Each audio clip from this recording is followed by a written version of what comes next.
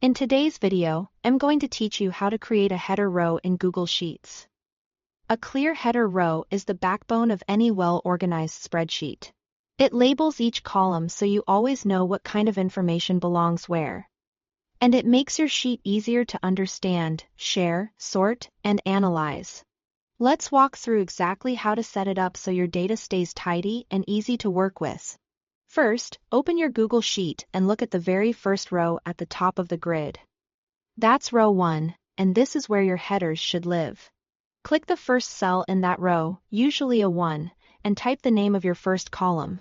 Think of names like date, customer, invoice number, or quantity, whatever fits your data.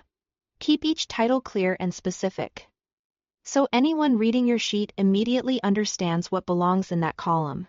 Short, consistent wording works best. Avoid extra punctuation or unnecessary words. When you are ready for the next column, move to the cell to the right and enter the next title, continuing across row 1 until all your columns are labeled.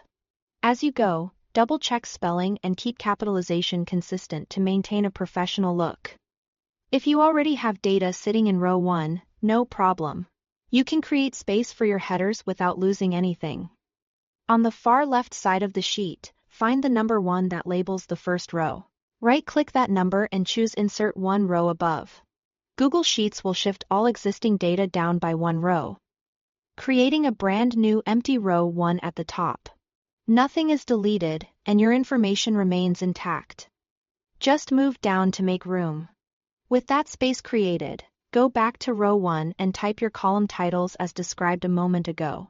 As a quick quality check, make sure each header matches the type of data that will appear beneath it. For example, if a column will store dates, call it date rather than something vague. Clear headers help when you sort or filter later. And they make collaboration smoother because everyone is speaking the same language. It's also a good habit to avoid including any personal or sensitive information in your headers. And that's it. By entering your titles in row 1 or inserting a new top row if you already had data, you've created a clean, readable header row that sets the stage for accurate, organized work in Google Sheets. Thanks for watching.